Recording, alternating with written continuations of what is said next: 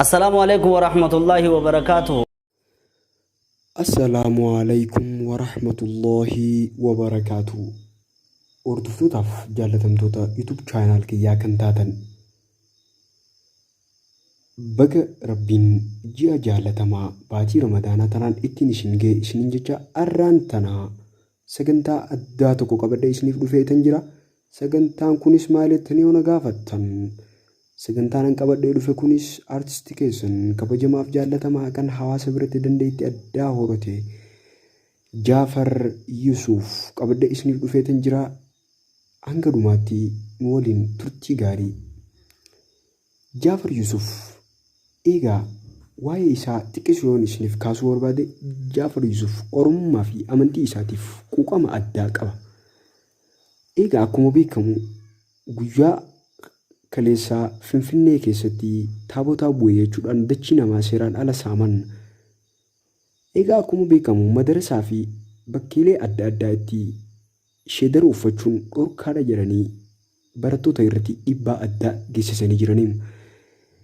Egaa akkuma beekamu asumaan itti fufee Jaafar Yusuf nashiidaa haarawaa hijaaba jedhu tokko qabatee isiniif dhufee jira. Nashiidaa kana waliin turtii gaarii. Assalaamu alaikum warahmatullahi wabarakaatuh. السلام عليكم ورحمة الله وبركاته. وردفتوتاف جالتمتوتا يوتيوب channel كيا كنتاتن بقى ربين جيا جالتما باتي رمضان تنان اتني شنجة أران تنا سجنتا أداتو قبل إسنيف دفيتن جرا سجنتان كونس مالتني ونقافتن سجنتان qabadhee dhufe kunis artistii keessan kabajamaaf jaallatamaa kan hawaasa biratti dandeetti addaa horate Jaafar Yusuf qabadhee isiniif dhufeetan jira hanga dhumaatti nu waliin turtii gaarii. Jaafar Yusuf egaa waa'ee isaa xiqqeessuun isiniif kaasuu barbaade Jaafar Yusuf oromummaa fi amantii isaatiif quuqama addaa qaba.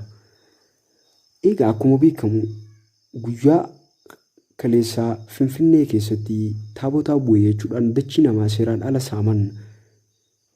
Egaa akkuma beekamu madarasaa fi bakkeelee adda addaa itti sheedara uffachuun dhorkaadha jedhanii barattoota irratti dhiibbaa addaa geessisanii jiraniin.